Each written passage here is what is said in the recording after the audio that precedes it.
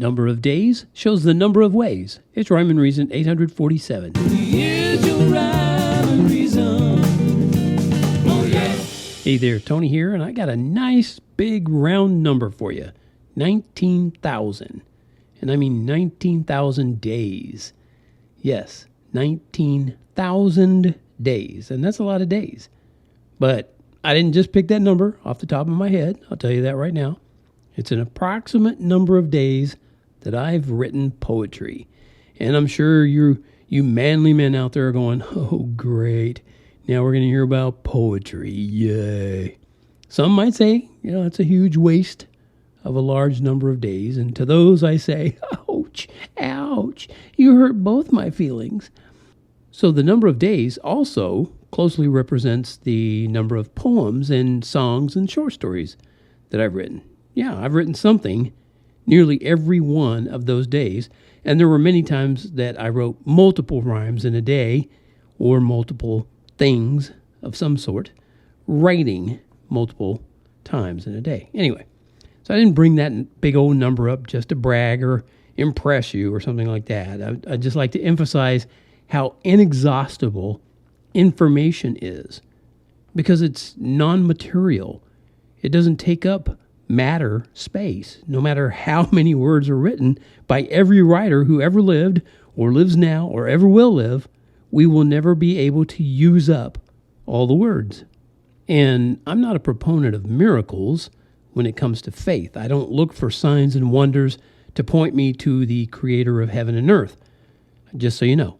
So when I talk about the miraculous wonder of our information-based existence, I mean it's a miracle that God allows us this life we willingly destroy. He still allows that. That's a miracle. Or at the very least, it's a wonder He still has any patience for any of us. But I believe He does have patience and tender mercy because at least some of us love this gift of life He gave us. I pity the fools who place their trust in materialism.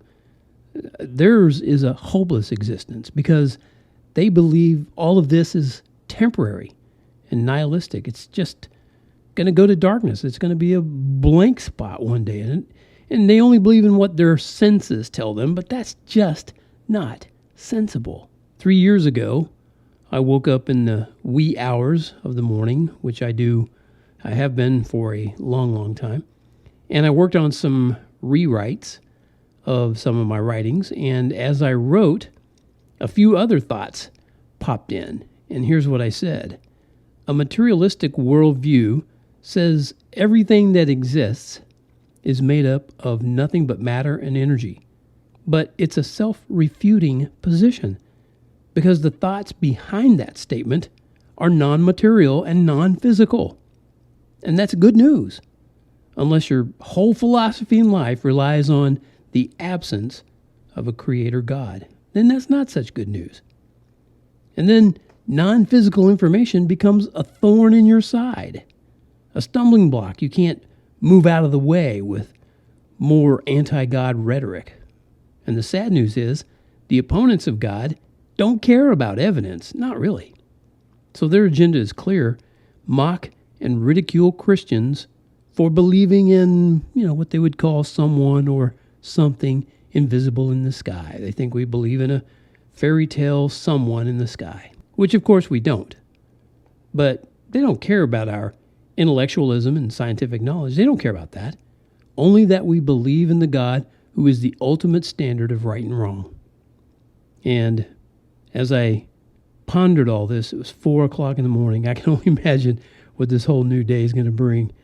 But then again, I finished my morning journal entry with a short rhyme. This day, I know, will be awesome and so lyrical. 'Cause this life we all live is such a miracle. If you choose to be doubtful and satirical, one sad day you'll find my faith is quite empirical.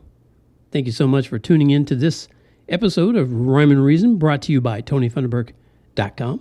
TonyFunderburk.com is the website named after me.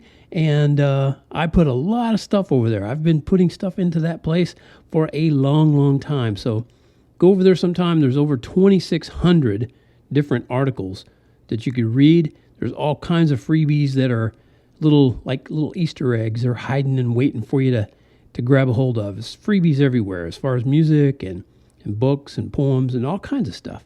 You don't ever have to buy anything from me at all to get pretty much everything that I have. And it wouldn't be the best format or the best laid out version of things that I've written into books and songs and all that kind of stuff. But it's there, just letting you know. So this is Tony reminding you that life has rhyme and reason because God made you.